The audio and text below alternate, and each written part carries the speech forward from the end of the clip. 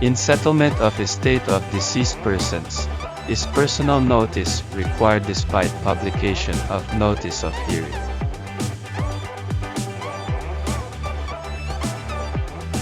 In the case of McDonio Racca and Mayim Grace Diane Racca versus Maria Lolita A. Ekag, GR number 237133, January 20, 2021.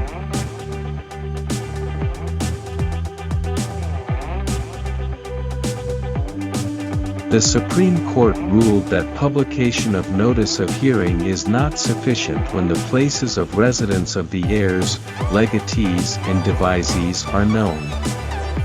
Notice to the designated and known heirs, devisees and legatees under Section 4, Rule 76 of the Rules of Court is mandatory.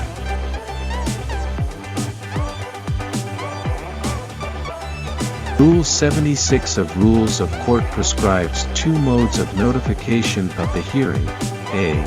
by publication in a newspaper of general circulation or the official gazette, and b.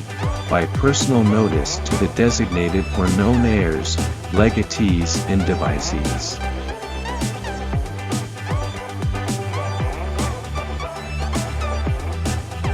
Under Section 3, publication of the notice of hearing shall be done upon the delivery of the will, or filing of the petition for allowance of the will in the court having jurisdiction.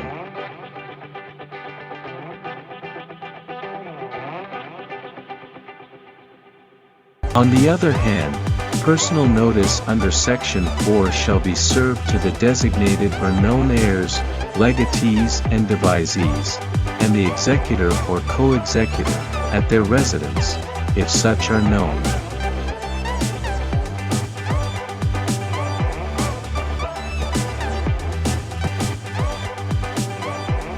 Here, Mayim was indicated as a known heir of Amparo in the petition filed by Ekag.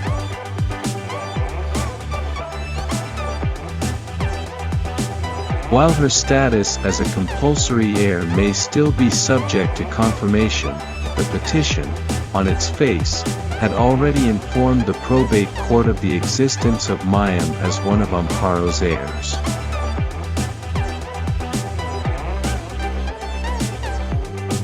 The petition also provided Mayim's residence. By Ekag's own averments, Mayim is entitled to the notice of hearing under Section 4.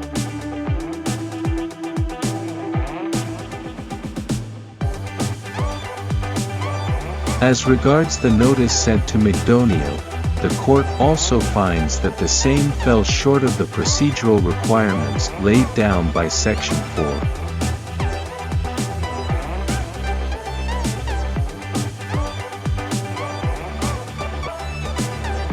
There was no evidence that the notice of hearing addressed to him was deposited in the post office at least 20 days before June 21, 2017.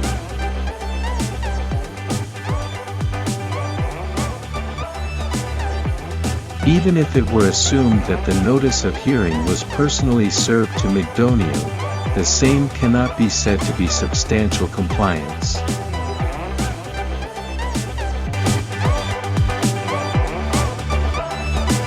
Based on records, McDonio received a copy of the notice on June 19, 2017 or 2 days prior to the hearing. This is short of the 10-day period fixed by Section 4. Hence, the notice served to McDonio did not satisfy the requirement provided by Section 4.